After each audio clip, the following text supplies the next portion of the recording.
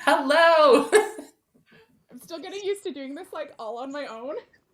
It's I'm much newer at it than you, so you're the experienced one. Like you're the guru in this moment of Oh, podcasting to me. aw, thank you. I'm we're, Welcome. we're we're coming up we're coming up on a year. I make Casey, you now I'm like, I gotta reposition. My head is in the way. of the very no, yeah, we got to see the sign. Yeah, I gotta see the sign. Yes. Okay, Yes. yay. Um, Oh, okay. thank you All right. thank you for taking the time. Of course, I have been sweating all day thinking about our meeting. Yeah. um, being honest, being totally honest with you. Oh, But I'm excited to be here and I'm really grateful for the chance to talk to you and yeah. like just bring some more awareness to pediatric palliative care and what we're doing Yeah. and, hear more about Bella, I hope, Yes. through the Yes. conversation and Lyle too. Yeah, he'll be getting home from work soon, so I got supper prepped for him upstairs, but Awesome. I'm really excited to because I really want our conversation from last time to be like so much a part of what we want to share with people, and I'm really Mhm. excited to share this information with so many medical families I know. So I will we're recording now, and then my I have a producer, Denny, who will basically edit all this for us, and then it'll be ready to rock Okay. next So week. if I say something totally bananas, Yeah. then Lenny will cut it out. Okay. Yeah, Denny can cut it out. Denny's right. If you're thinking about it and you're like, "Oh, Kyla, can you take that out?" I can 100% ask him to edit it out. That's not a problem. Yeah. Super. Yeah. Okay. And if we're both like, "Ah, we have to think about something for a minute," he can like delete those pauses, like all that kind of Amazing. stuff. Yeah. Okay. Okay. Fantastic. So I'll start my intro, and then we'll get into some questions and some chats. And yes, please ask me. I'll try and jump in when I can about like related stories of Bella and I, but please like ask me questions. I love getting interviewed too, so like feel free to like take the host mic and be like, Kyla, I'm I wondering. wondered that when I was practicing myself because I have so many stories in my mind, but I don't have permission to share them, and so I'll bring elements of them to the conversation, of course. But Yeah, it's such a moment too to hear more about your story and how it all intersects with all of this, and so yeah, I'm excited. Yeah. 100%. Okay, let's get started. Okay.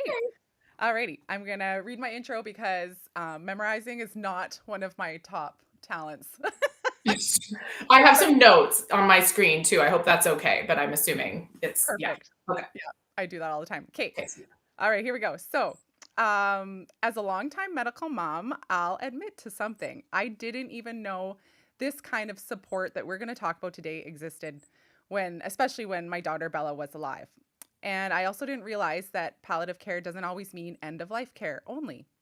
It's so much more. It's about supporting families in their homes, giving caregivers tools, and yes, also including end of life planning and bereavement support. That's why today's conversation on Beyond Brave is super, super important. Canada's Pediatric Palliative Care Alliance is launching a new resource hub to help families like mine and many that I know. And like so many of you listening who are caring for seriously ill children, this is about care for every short life. I'm so grateful to welcome today's guest, Kira Goodman, Project Director for Canada's Pediatric Palliative Care Alliance. With her clinical background as a registered nurse and over a decade of leadership experience, including work with Sick Kids, Pediatric Advanced Care Team, and Emily's House Children's Hospice, Kira now leads a national initiative funded through the Government of Canada to ensure families across the country have access to the support they deserve. So thank you, Kira. I hope I'm saying your name right. You are. Yes. I always Yes. want to double check that. So, like, fun fact, I have been working on a few projects and collaborations recently, and all of them have K names, really short K Really? names. And like Katie, Kira, myself, Kyla, um, Yes. Caitlin. I'm like, holy crap. So I actually I actually titled when I was writing my podcast outline, it was you were Katie Goodman. And I'm like, nope.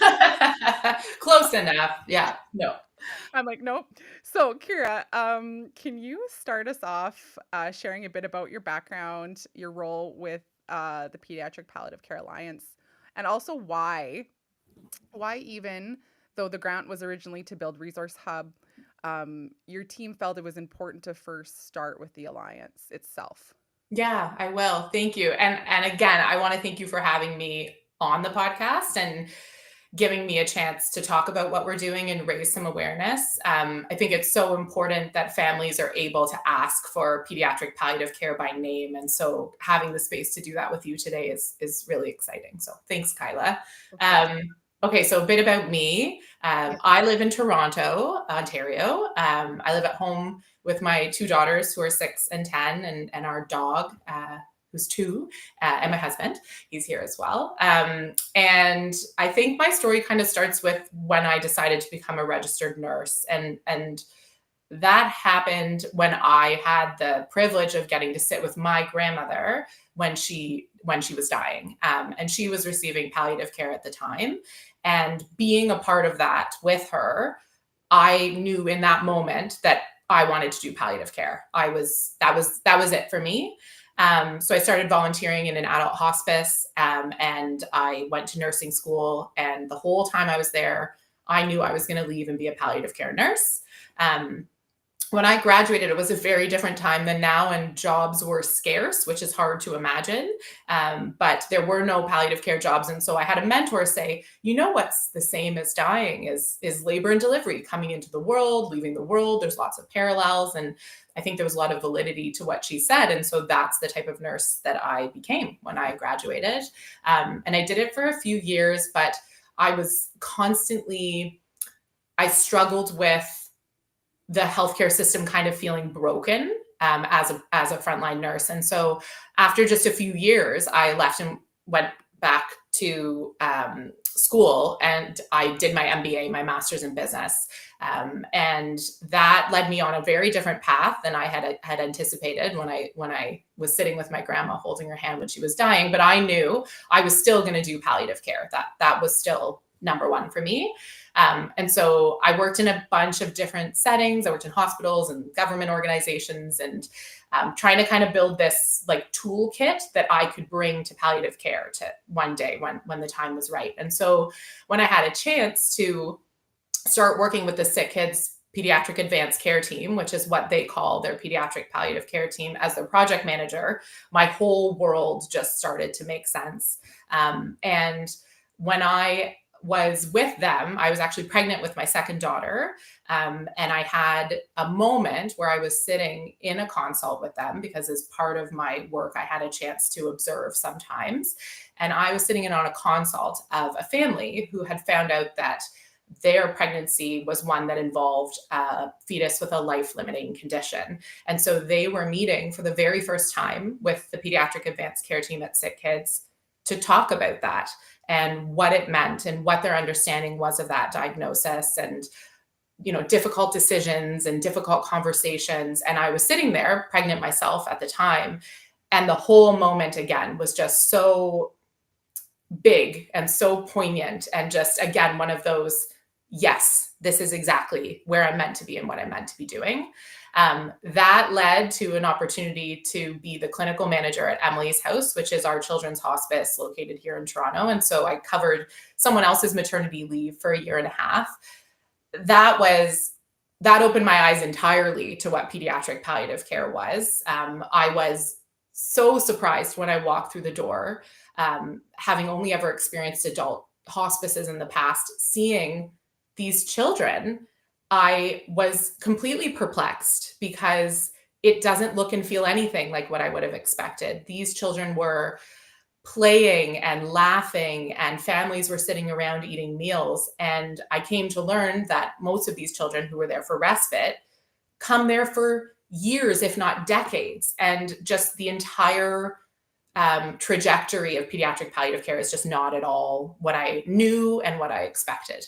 And so that's kind of my journey of how I ended up in pediatric palliative care. That job, when it ended, led me to this job, which is, I say, wakes me up every day with a level of enthusiasm I didn't know I could have for my work. So Roger Nielsen Children's Hospice, which is the children's hospice in Ottawa, was successful in getting a grant from Health Canada for $1 million over the course of just over 2 years. And the goal of the grant was to improve equitable access to pediatric palliative care across the country, but by making a resource hub for healthcare professionals that would help build capacity to understand what this was and help more people be able to deliver this really important care. So I was kind of selected as the project director for the grant and have been doing that now since December of 2023. So that's how I kind of ended up here as the project director for the Alliance. But as you said, Kyla, what's interesting is we got this grant to build this hub. But when we first got the grant, we said to ourselves, let's pause, because it's one thing to write a grant proposal and it's one thing to write things on a piece of paper, but it's a whole other thing to actually put that into action. And so let's listen first. And so we spent 6 solid months listening. And so we talked to families who had experienced pediatric palliative care across every single province and territory. We connected with families to hear their stories of what worked and what didn't work. We connected with healthcare professionals, from the people that do this every single day to people who have done this once, or to be honest, have never done it because it's too scary of an idea to care for seriously ill children. And we heard from them why it's scary, and or why they're able to do it. And we talked to organizations, and we talked to organizations that do either palliative care or pediatric care. And we consistently heard the same thing from all of these people. We heard yes to the resource hub, 100%. You nailed it. Make that. We need it. And so we were like, okay, great. We'll carry on with that. We heard a desire to work together unanimously, like people showing up, just saying, what do you need? How can we be a part of it? We're here for this. And so that was a really, I don't think it was unexpected, but it was so bolstering to like have those conversations. But I think the thing we heard that we weren't expecting to hear was there is no voice for pediatric palliative care in Canada. And because children who have palliative care needs are less than 1% of all the palliative care we do in Canada, and they're less than 1% of all of the children's health care that children need is palliative care. So you have this moment of rarity where you don't belong in palliative care, you don't belong in children's health care completely. And so nobody is really focusing and thinking and planning intentionally for this population of children and their families who are incredibly high needs and have a really important journey that they're traveling that's not being well supported. And so when we heard that, we thought, this is a moment in time that we won't get back. We have this funding, we have this team. Let's build something that responds to this need that everyone's identified. And so we created Canada's Pediatric Palliative Care Alliance. And I think it's still figuring out exactly what it is, because it was created as a part of this project. And hopefully we can get some sustained funding from Health Canada to keep it going and keep it growing and let it become entirely what it's meant to be. But in the meantime, it's already something, it's already kind of organically grown. And it's really incredibly exciting. So yeah. Yes, I am so intrigued with all the information you have, and I'm so excited to learn more. I want to back up a little bit for our audience so they can understand my connection, and then after that I want to get into what exactly, for those that may not be familiar, like what exactly is pediatric palliative care, because I know after speaking with you the first time, I'm thinking, oh my goodness, where was this when I was at home with Bella? When it was our time at home in and out of our long-term hospital stays, and with all of her super rare and complicated medical conditions.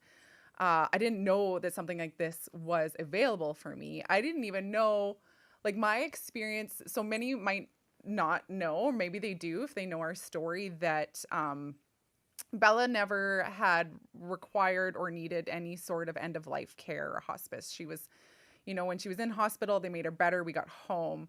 And when she was, when she was close to passing away, it was in hospital, and it was, it was always thinking, oh, she'll get back to being well and going home. Mm-hmm. Whereas I think where we could have used it was when she was at home and had these, we were in rural Saskatchewan.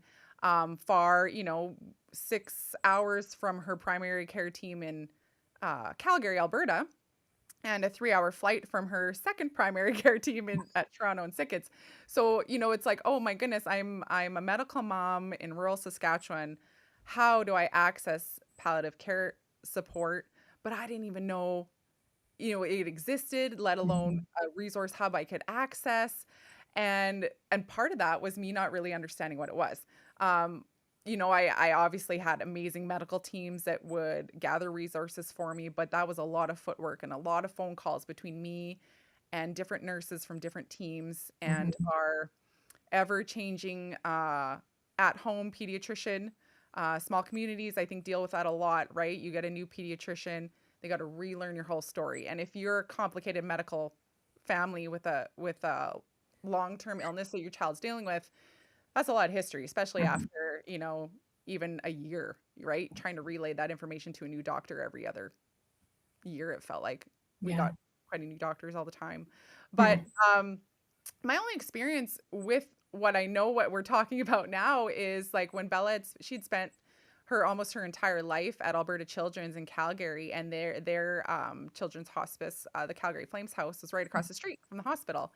And I've had friends that their kiddos went there, and I literally, to me, for lack of better words, I thought that's where they go when when they're terminal, they're not going to survive. I had no idea they offered respite. I had no idea they offered all these other resources and supports that I wish I could have helped support a place like that closer to home in Saskatchewan too. And so I really hope by sharing this and talking to you and these initiatives that we can really get that going for every province in Canada. So Mhm. let's dive in. I would love your expertise on exactly what, or examples of, to what palliative care means. Definitely. Yeah, and it's so interesting to hear your story, and when we first chatted briefly just to talk about doing the podcast, I had made the assumption and I had said to you, Yeah. like, I wanted to hear about Bella's experience with palliative care because I just kind of assumed that given the length of her illness and all of these challenging moments that you faced, and when you told me that it wasn't really something that had been a part of your journey, it's just such a strangely familiar story from having the chance to speak to families across the country to hear how late they heard about it and how it was introduced to them, and that their initial reactions across the board are, why didn't anybody tell me about this sooner? Like the number of people who have said that, those words, is it's jarring, to be honest with you. And so again, it's great to have a chance to talk about this, and it's interesting to hear you describe the elements of pediatric palliative care you think would have helped Bella. And I'm curious, after I go on a little bit now about what it is, to hear if Mm-hmm. there are other parts that you see too, because once you kind of drink, I don't want to say drink the Kool-Aid, once you understand what That's pediatric palliative care actually is, mm-hmm. it's just one of those things that you're like, why wouldn't I want that? Yeah. So I was the same, where I thought palliative care, like I mentioned, being with my grandma when she died, that's what I thought palliative care was. And having mostly been an adult hospice, I had the exact same kind of view of, this is end of life care, and so important to have it so that you have that good death, and you have that support that you need. Um, but pediatric palliative care is really about caring for infants, children, and youth that are living with serious illness. And just as importantly as that, supporting their families, their entire families. And so I think it's important to kind of define serious illness a little bit, because it's a term that could mean so many different things to different people. So when I say pediatric palliative care is for an infant, child, or youth living with serious illness, that's really any condition that has a risk of a life being shortened to some degree. It also deeply affects a child's daily life, and it puts heavy strain on their caregivers. And so that's Yeah. any child, any infant, any youth where that definition applies, there is a benefit and there is a space for pediatric palliative care. And so the goal of pediatric palliative care is really simple, but it's really powerful. And it's to give kids the best possible quality of life, even in the face of these really tough circumstances. And that means from our perspective, looking at the whole child, so their body, their mind, and their spirit, being there for their parents and their siblings and their loved ones.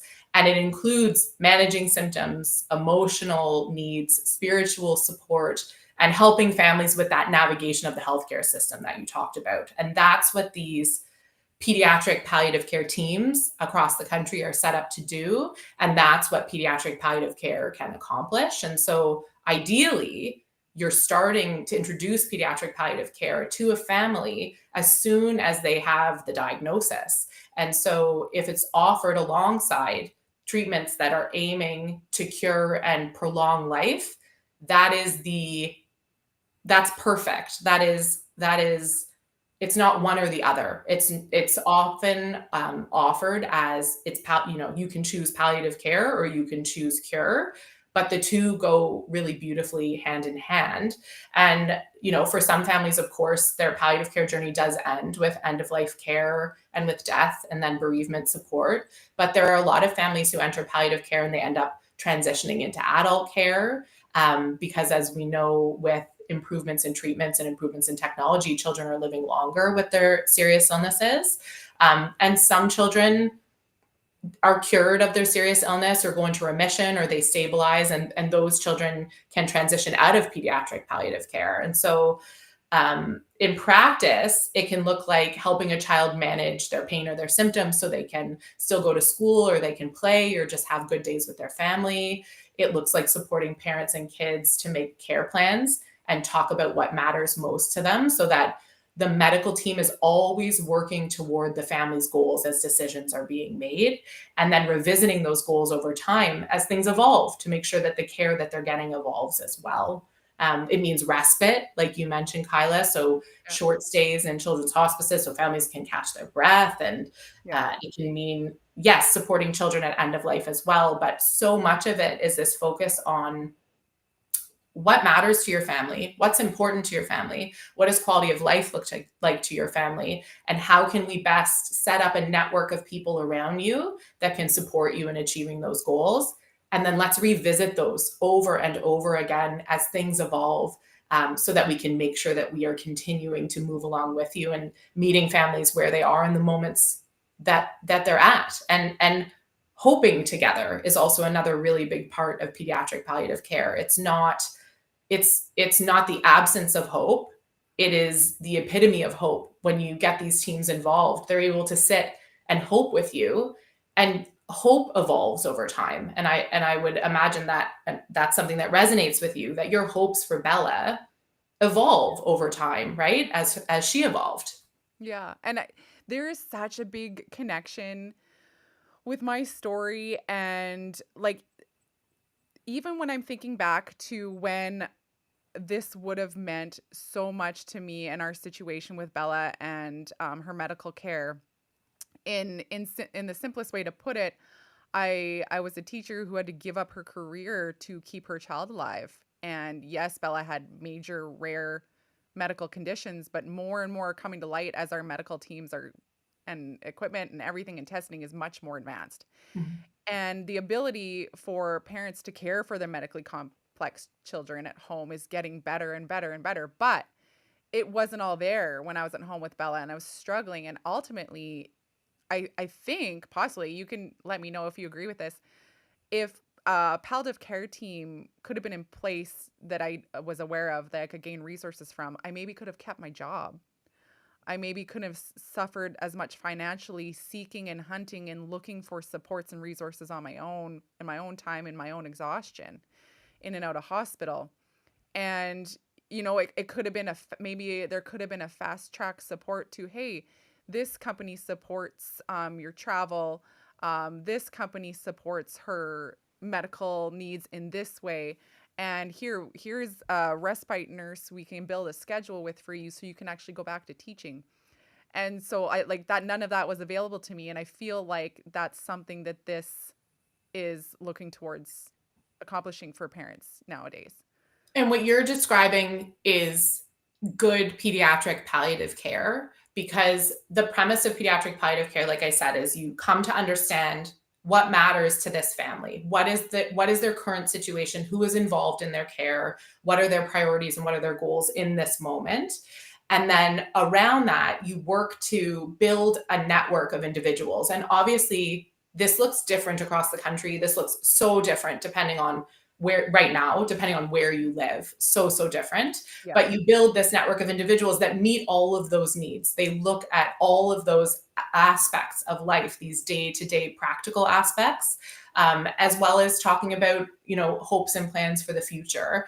And so if you can build that care network around a family, then it's exactly what you said. You have that space to breathe. You have that support for yourself and for Bella and for her brother and for your, like that, for grandparents. Like, good pediatric palliative care accomplishes all of that. And then you document it, you write that down so that everyone is aware of the role that they play in this family's network. You know who to call if a certain part of Bella were to, like, if she were having a certain symptom, you'd know which team, like, who do I reach out to in that situation? When can I call? Like, all those Yeah. things that Well, were, and that's like, just sorry to cut you off there for a second, but please like cut me off.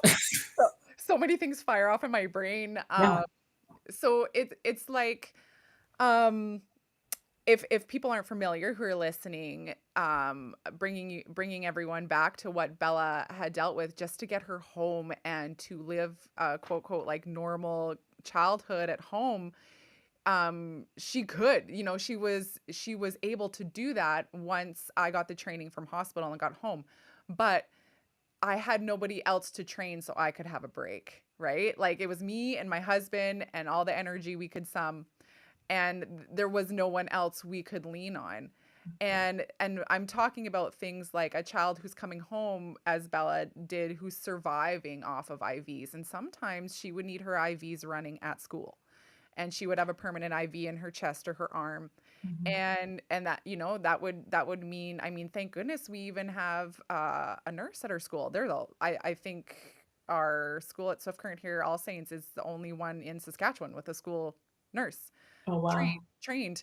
Um, and so things like that, right? And then she has an ostomy, and just being able to, I couldn't find any respite from anyone willing to, or the energy for me to train, say, a nurse that could come to my house.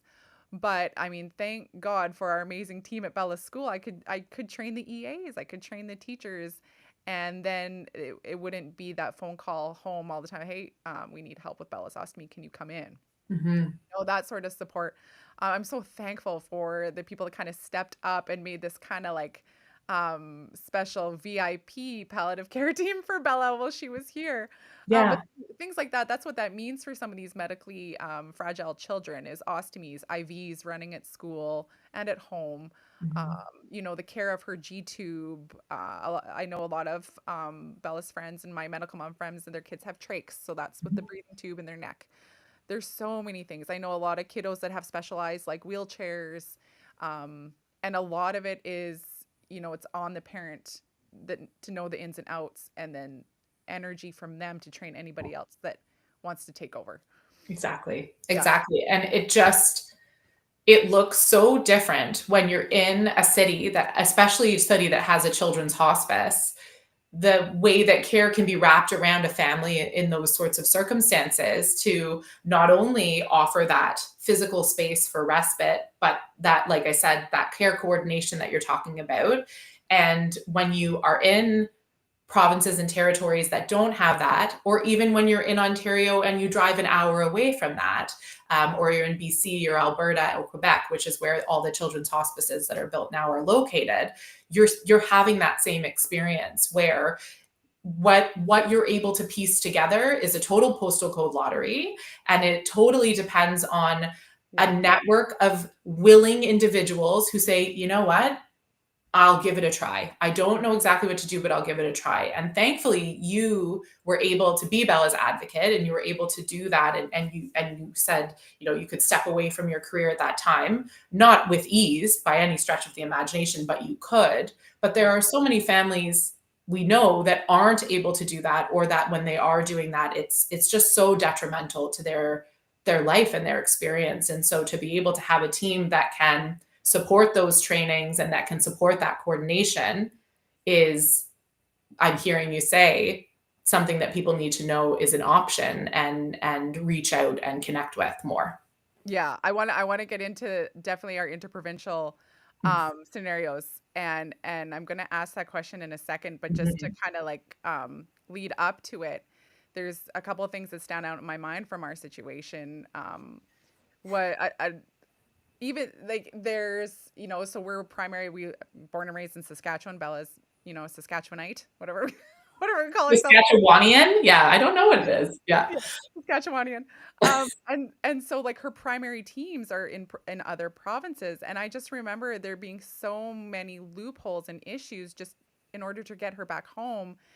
And I remember in particular, even just like she's surviving off of IVs, and then if she had a bowel issue, like she had Hirschsprung's, which is a bowel disease.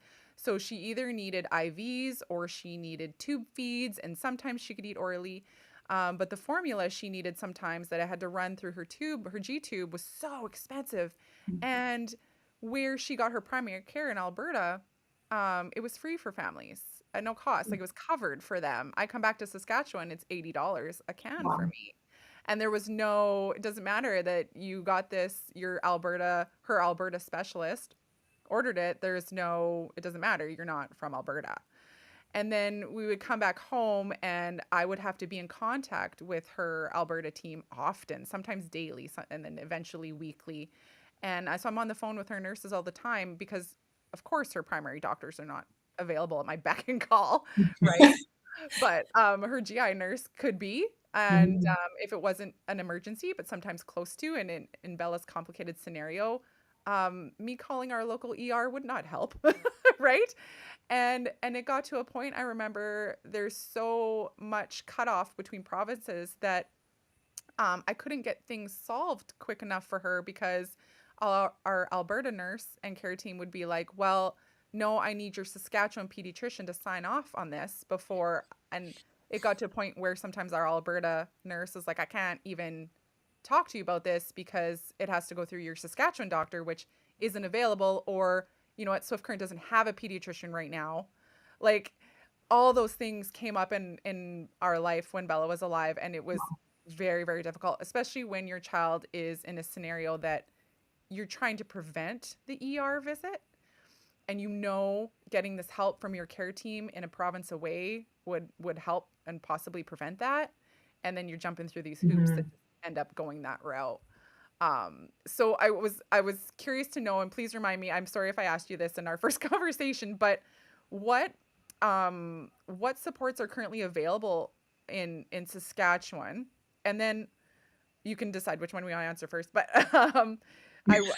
the number one thing I got from my Instagram followers was um interprovincial care and follow up. This is what my community is most concerned about. Mhm. It's kind of basically based on what I just described, and especially for someone being from Saskatchewan, it's like what right now can I tell our Saskatchewan medical families that is available to them?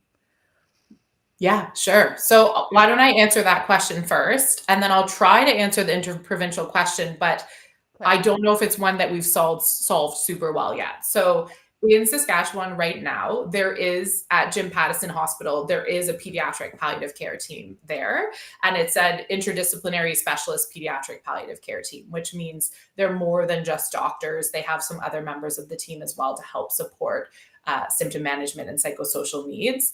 The exciting thing about your team in Saskatchewan is that just as of a few weeks ago, they grew from a single physician that provided specialized care for the entire province to a second physician who recently moved to Saskatchewan and joined the team.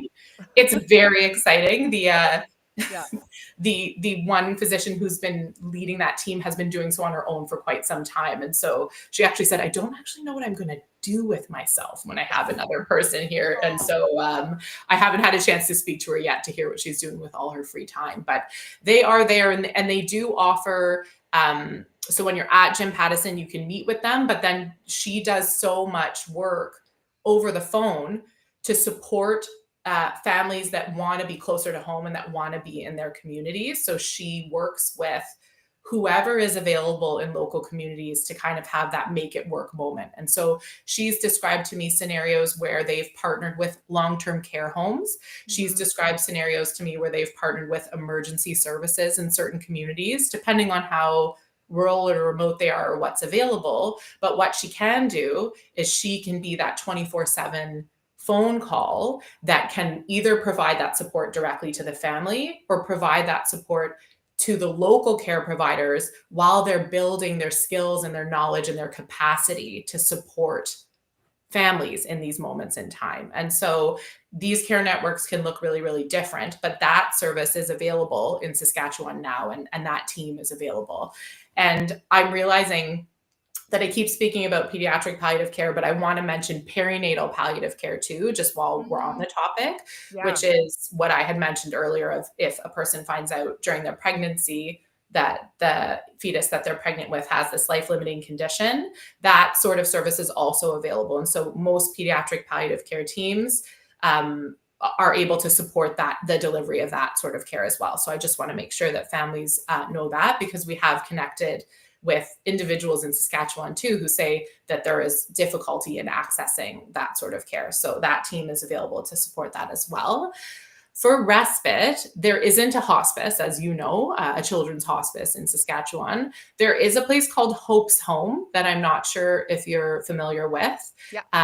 that offers medically inclusive care. And so we've heard of some instances where there again has been partnership between the pediatric palliative care team and Hope's Home to try to meet families where they are and try to support whatever the needs are for that family. And while at this time, as you know, it's not a children's hospice, I think there have been some informal moments and some informal partnerships there to help support families. So that's what's currently available to our awareness in Saskatchewan for medical families. And so you can reach out and you can ask for that pediatric palliative care team by name when you're at Jim Pattison, and they're happy to support.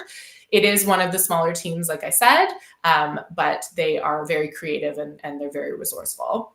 Yeah. So interprovincially it's so funny that you asked that, because I was emailed by one of our partners with lived experience, which is what we call our lived experience kind of advisors who are helping us out in the project, with the exact same question yesterday.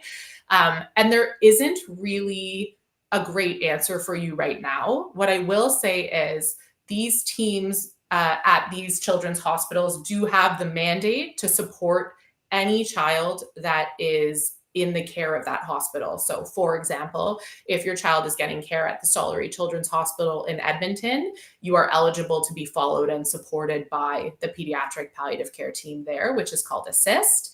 And you are eligible to continue to be followed by and supported by them. And so they offer supports up in the Northwest Territories as well as in Northern Alberta. And so a lot of these teams have the flexibility to adapt their catchment areas to be able to support families from outside of their provinces if they're receiving care at that hospital. And so I think there is an opportunity there for medical families to be able to have more continuity of care when they are traveling between different places and spaces. And these pediatric palliative care teams are also happy to work together to support children and families depending on where they are. And so, for example, when you were at Sick Kids with Bella, Mm-hmm. you would have been able to very much access the pediatric advanced care team while you're there. And then they would have worked with you to make sure that when you went back home, you had the supports in place that you needed as best as is available in your community to be able to continue to provide that kind of care for Bella. And then anytime you went back to Sick Kids, you would be able to connect with them. What I don't know and what I can find out is what it looks like to provide virtual care outside of a province when a family travels back home. And so I'm happy to commit to checking in with the teams and finding out. And my guess is it's different for each team, what they're able to do and how they're able to support families when they are back in their home provinces. And so I would be happy to follow up, Kyla, with an answer on that for you. Yeah, yeah. And what I there's there's so many things going through what Bella and I went through while she was here. I'm not totally aware of what's changed or what might have stayed the same, but I do know that there was a lot of footwork in they're just having that palliative care team for someone like a medical mom like myself to Mhm. contact in Saskatoon is huge, because there is a huge amount of stress and guilt and just flusterness when I would have to try and contact her primary doctor in Calgary or Toronto, Mhm. thinking, why are they going to answer the phone for little old me? And it was like all these steps I had to take just to get a hold of the team.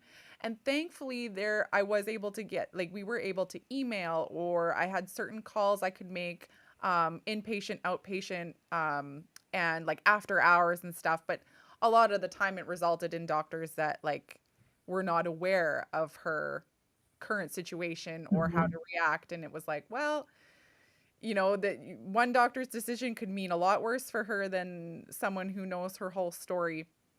And so, Absolutely. just having someone like our own provincial palliative care team to kind of go to bat for me, to be like, hey, like, this mom needs to contact this doctor because they've dealt with the last 10 scenarios with Bella. And so it would be best for her if we could contact them or know when they're available. And it's not like, you know, you can pay someone under the table to constantly be available. You are, you Yeah, are my if primary. only. Yeah, yeah. I will pay you to be available when you're on vacation in Fiji. Like, I need to be able to contact you. But there's No, also for sure. like there's that reassurance, there's that comfort in knowing you can contact your team when you need to. And I feel like the palliative care team, like if that's who we have in Saskatoon at Jim Pattисon's to contact. And I also think the more that our medical families become aware of this team and can contact them and let them know what they need, then the Mhm. resources for our province can also grow, Exactly. which is huge. Exactly. Yeah.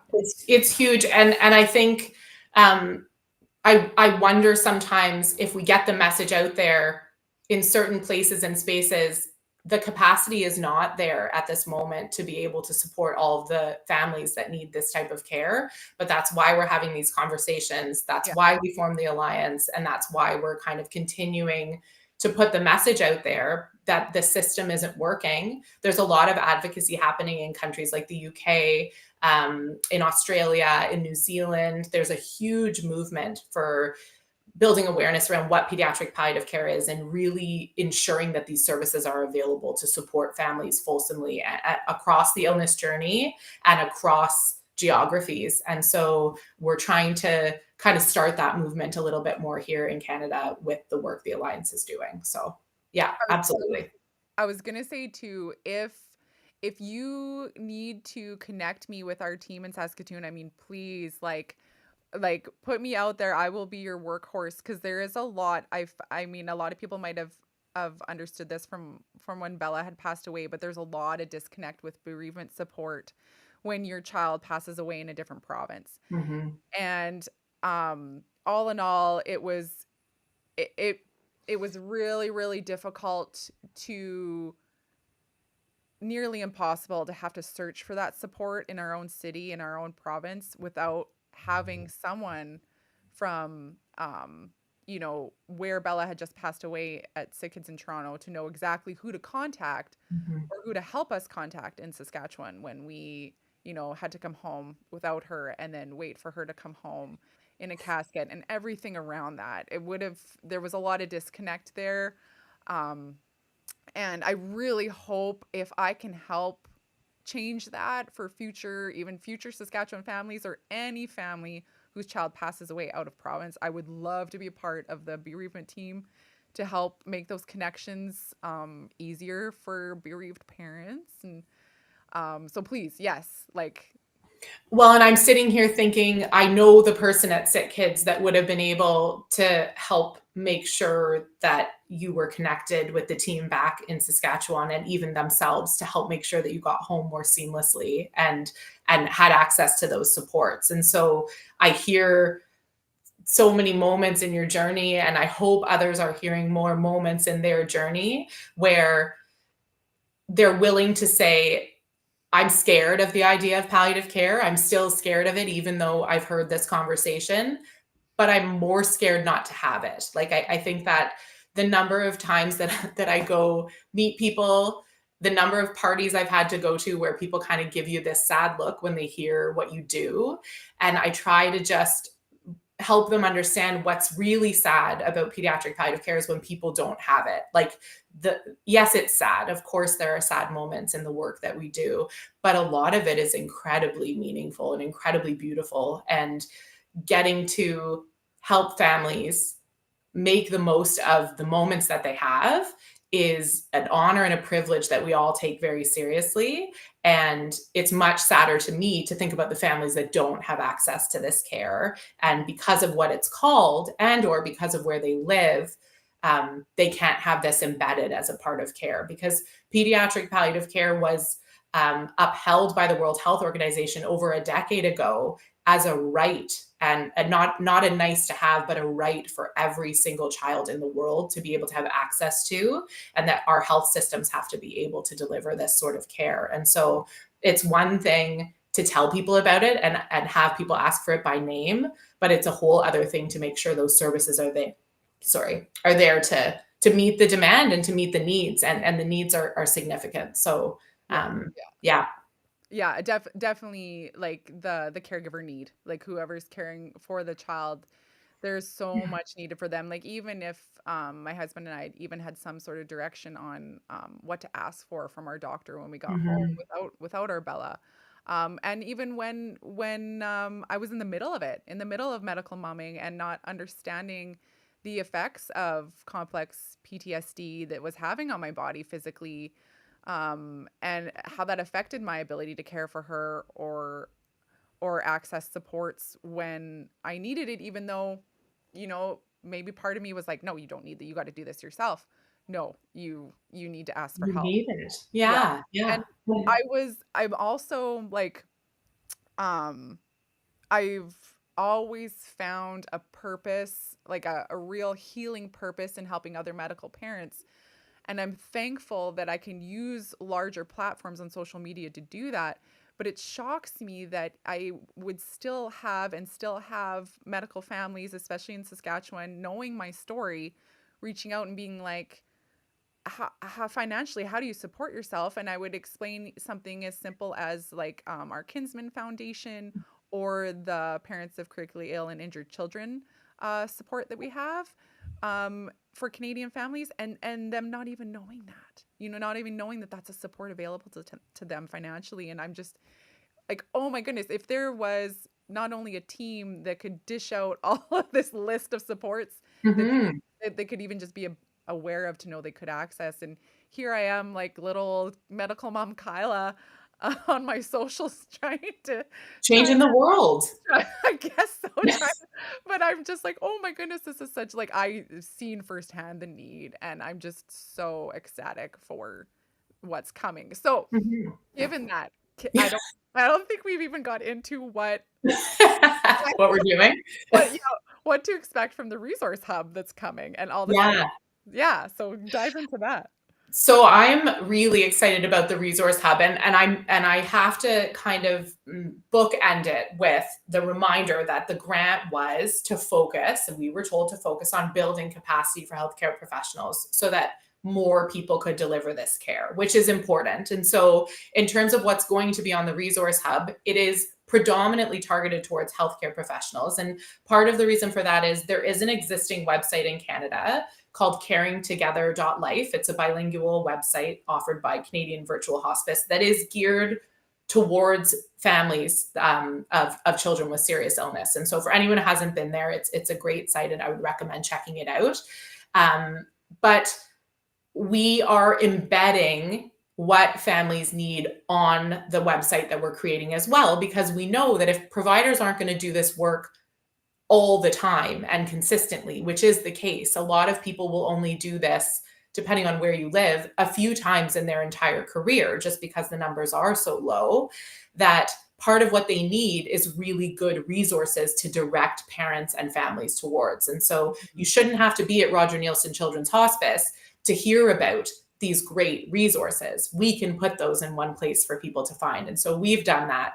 And you can go to the website and filter by resources for parents and families, and find those. And so that's available. There's a map of where all the specialty teams and hospices are located and how to reach out to them. A lot of these teams accept referrals directly from parents or caregivers. You don't necessarily need a referral from a healthcare professional. So all that information will be captured there, and the areas that they cover as well. And so parents can look, and caregivers can look, and families can find where these services are on their own. So that's going to be on there as well. It seems simple, but it's powerful.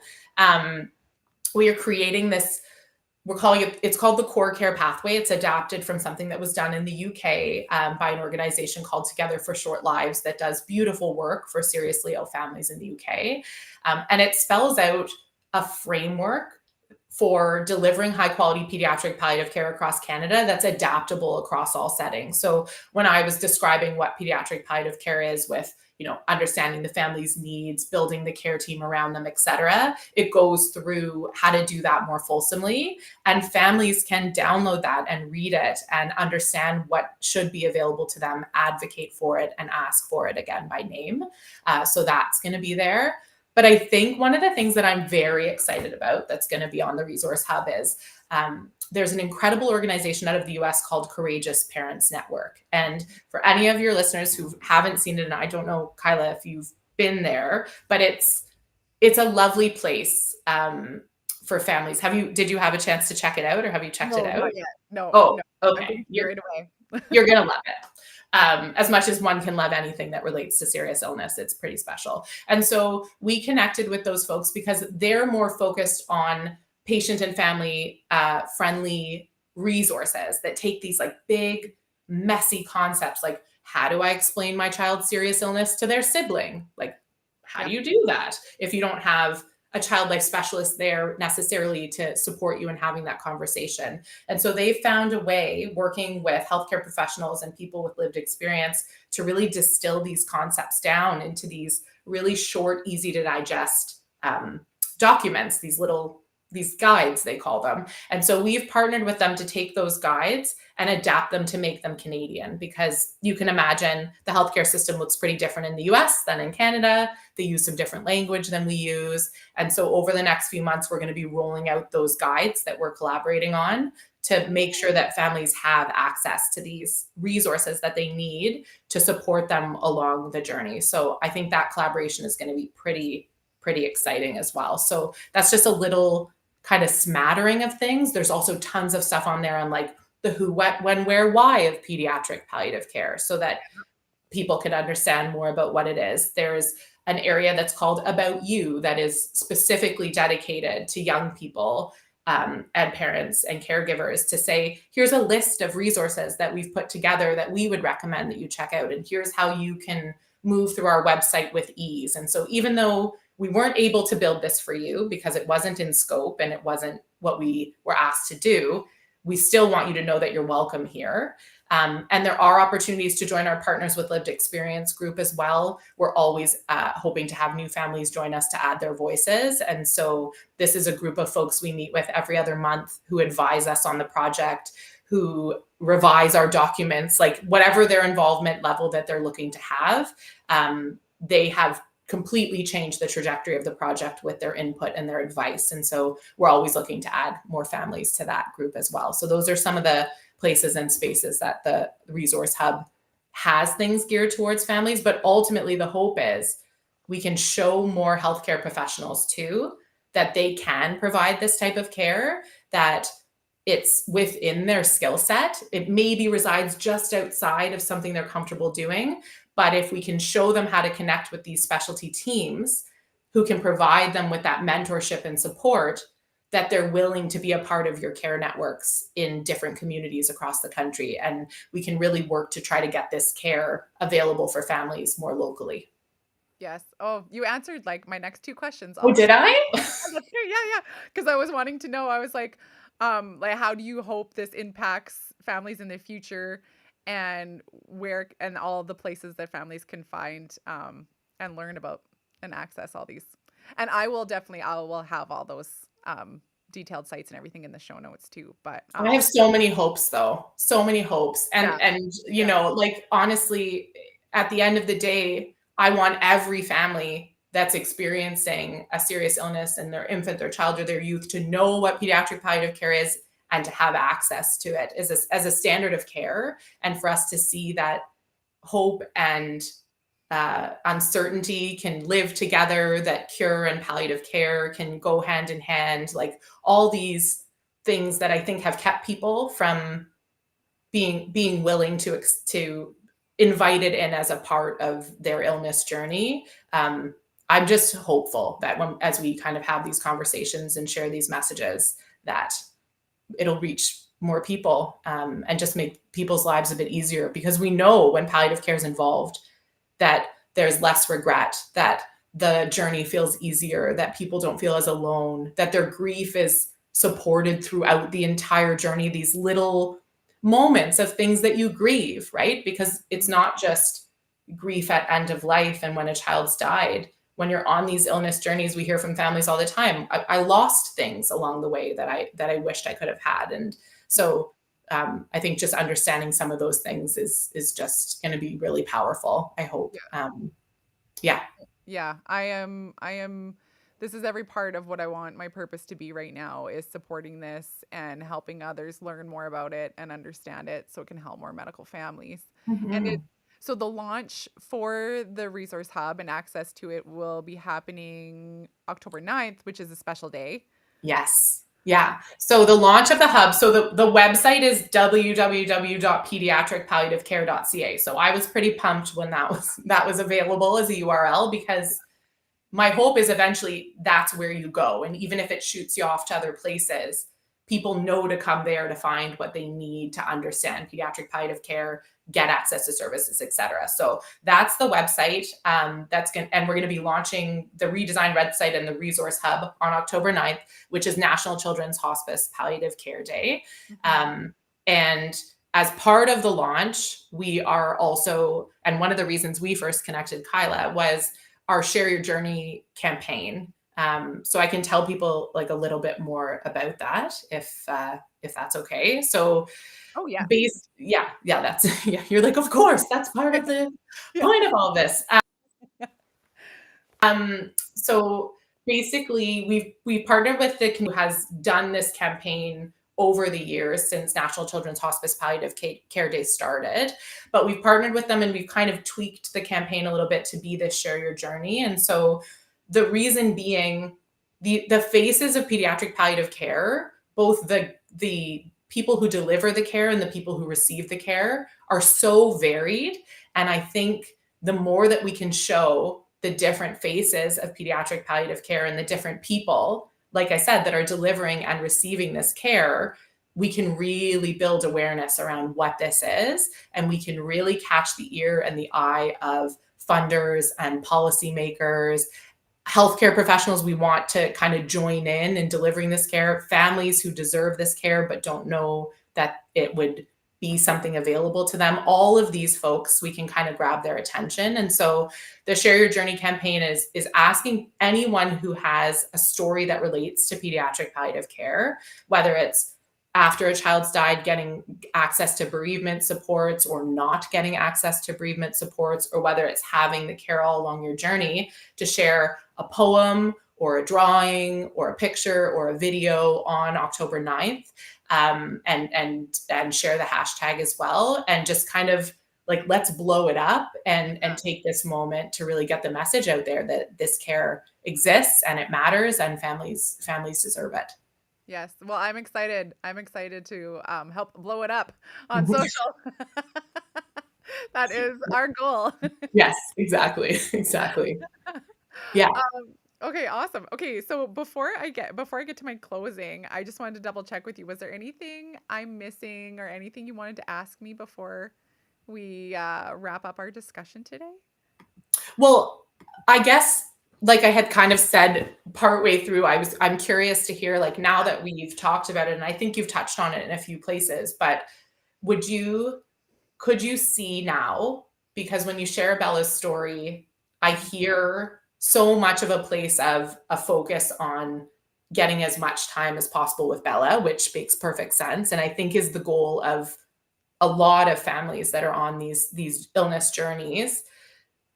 Could you see opening your mind up, do you think, if you went back to maybe bringing pediatric palliative care in early on, even though none of Bella's diagnoses, as you mentioned, on their own were necessarily something that was going to end her life? So I guess, I don't know if that's a reasonable question, but do you know what I mean? A little bit. Like, are you wondering like what aspects I would have really needed from this resource if it was available? Yeah, yeah, Yeah. Yeah, no, 100%. I remember even looking for something like it, not actually entirely knowing what I was looking for. yeah. I was really, really looking for respite. And it was just out of pure exhaustion. But also at the same time, my child having such rare complications that only I or my husband knew the background to. Mhm. And so it was difficult in rural Saskatchewan. I remember there's a couple stories. I didn't really even know what respite was. I envisioned it being someone trained to come to my house when I needed to go get groceries. But I didn't know that it could be more than that. I didn't know that it could be me working out a schedule with a trained nurse. I didn't know that it meant like being able to figure out how to pay this person coming into my house for respite. I didn't know all that, but Mhm. I envisioned this, hoping it to be possible. It just wasn't in my grasp at the time, but I would have jumped on it had I known or figured out how it could be available to me. That would have been huge, especially in trying to figure out how to go back to work Mhm. and all that. And just, my rare circumstance, fortunately, with my amazing supportive family and friends and my husband's career and his um, administration at the time, like his admin at the time, just being so supportive and being blessed with, you know, being able to financially cope with the cards we were dealt. And it's not lost to me that that is not possible for a lot of people. Um, but I could definitely, I didn't even know, I know a lot of my story, if people know me, is I didn't even know that complex medical PTSD was something affecting me. And this was, at least 5, 6 years into my medical mom journey. Um, and then me not being able to care for my own medically complex child because I'm not Mhm. able to care for myself.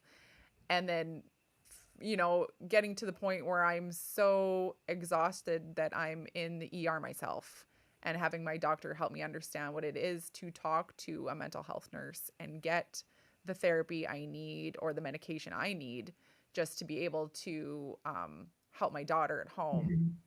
And that exhaustion is scary when you need to be running an IV pump in your house on your own, and all the stuff and the math and the things that need to come with that, and the training you get from your nurse to recognize dehydration and SVC syndrome was a big part of Bella's journey Mhm. with her bowel disease before she got her transplant. And so it was a lot of pressure at home. And I remember, you know, you a lot of medical parents are like, get me out of this hospital, get me home. I just want to be home in the comfort of my home. But for me, so many times, just Bella having spent so many days and years in hospital, that it was scary coming home sometimes. I didn't have my RN beside me to rely on. Mhm. And that was all on me. And then sometimes, the phone calls not being as quick as I needed them to be, or the emails and the response, it was scary. Um, and so if I could have a team dedicated to all of that, would have meant the world, just like everything to do with that. Is I'm just beyond excited what this can do for families, not only in our province but in our whole country. Absolutely. And I hear too, I think a place for the psychosocial supports that come along with the team early on, like identifying earlier on in the process, making sure that those supports are in place. And I guess the only other thing I wonder about that we didn't talk a ton about that pediatric palliative care really supports is the kind of advanced care planning and goals of care conversation. And so we hear from a lot of medical families that those conversations don't always happen with some of their care teams. And I think it depends where you are, and it's so variable. But those opportunities earlier on to have that space to wonder and to worry and to share what matters, and um, clarify those kind of values and goals so that you can use that to kind of inform decision making. And so that's something that any healthcare professional can do, but it's just one of those things that the pediatric palliative care teams do often, and get called in to support often. And so I think there's there's moments along the way of the journey, even when cure is really the only focus, that these teams can be pulled in when we know these are serious illnesses and there are things about these illnesses that could result in a shortened life. And so if we can bring these teams in really early, just to kind of get to know you when things are stable and things are good, instead of waiting until everything's gone topsy-turvy, um, how much, when we go upstream, how much that can improve that entire experience of the illness for the family, because you build those connections. Because it's at its heart, pediatric palliative care, it's relational. It's getting to know families, understanding what matters to them, meeting them where they are, and being able to support them in what matters to them in those moments. So those are just Yeah. some of the other, things I wondered about. Yeah, like when I think about that, I think about the team meetings we would have and what would that would take for the specialists in Bella's care team. Like she had a laundry list of specialists that were, and so to get these people in one room for one virtual call or in the hospital we're at, it was like mind blowing to me. Mm, And I'm just like, oh my goodness, like their ability for this surgeon and this transplant specialist and this social worker and this GI specialist and this GI nurse to all be in the same room to help work on Bella's goals to get her home, mhm, or Bella's goals at school when she is home. And it was always them and the specialists and me. mm, And I think our social workers from each care team really had a huge role in gathering these people, making it work, which mm. I would assume was very difficult to Yeah. do. And like, thank you to those people that did that and made that happen. But those team meetings are they are so important for Bella's ability to thrive at home. Mhm, And I can envision if there's a palliative care team member from my home province or my home community, a part of that, able to connect our home pediatrician to this team that's out of province would have made a world of a difference. mhm. Your care network, right? Your Yeah. whole care network. Yeah. Yeah. Yeah, for sure. Fascinating. Yeah. Yeah. Yeah, definitely. Thanks. Yeah. Right on. Okay. All right. I'm excited. I'll if there isn't anything else that we should chat about, we can do another. We can do a part two I know. Af- after the launch and after we see things rolling. We'll definitely have to do an update, I think. I would And love that. yeah. So I'm scrolling through my notes and seeing if there was anything I felt desperately like I wanted to share with you. for sure. Um, The only other thing, and I wonder if this is of interest, and it might even just be like a wee sound bite or something like that, so I don't know, but is like how many kids it's estimated that that have serious illness that might benefit from pediatric palliative care, if that number is interesting. I know it's just a number, but it's about 80,000 Oh, children, wow. like infants, children, and youth across Canada. About Okay. 80,000 is the estimation. So Yep. it's a lot of, and that's just the children themselves. If you think about the families that wrap around them, and you think about the number of people Yeah. that would benefit from having this sort of care set up for those infants, children, and youth. So Yeah. it's a big number, and it's growing, like we said, because of um, our ability to diagnose things better, and our technologies to keep children healthier and alive for longer, and treatments and stuff. So it's a lot of kids. It's a lot Yeah. of people. Yeah. That is a big number. Yeah. Hmm. It is needed. It is needed. Cool. Yeah. Yeah. Okay. Okay. Well, thank you. Thank you. Thank you, Kira, and thank you everyone for listening and being part of creating a community of care and hope. Um, Kira, thank you so much for being here and sharing all of this. I know so many families listening are going to feel seen and in what you've said today. And friends, I really, really want to encourage you to keep an eye out for the launch coming up October 9th, the new resource hub, which is National Children's Hospice Palliative Care Day. And it's a powerful day to shine a light on why this care matters, because it's truly going to change the quality of living, and dying for kids with serious illness and their families. You can find more at pediatricpalliativecare.ca and follow along on Instagram at pedpalcareca. I'll leave all the links we discussed and everything in the show notes for you. So please, please, please share this podcast with another family who you think may need it. And thank you again for listening, for being a part of creating a community of care and hope. Always stay brave. And thank you again, Kira. This has meant a lot for you to take the time with me today. Oh, it was my pleasure. And I just thank you so much for helping bring awareness to the work that we're doing and what pediatric palliative care is. And as I've said before, Kyla, your bravery to let us all in to your life and your journey and your experience, and help people see what a serious illness journey can look like for a family. And it's life-changing for people to get to peek into your world and your experience. So I'm very grateful to you for letting us be a part of your journey. Oh, that means a lot. You're gonna make me cry. Okay. We both made it through without crying. I wasn't sure because it's overwhelming when you get a chance to. Yeah. This is my favorite part of what I do, is getting to talk to families that have lived these experiences, that are open to sharing, Yeah. because it's what wakes us up every day at the team.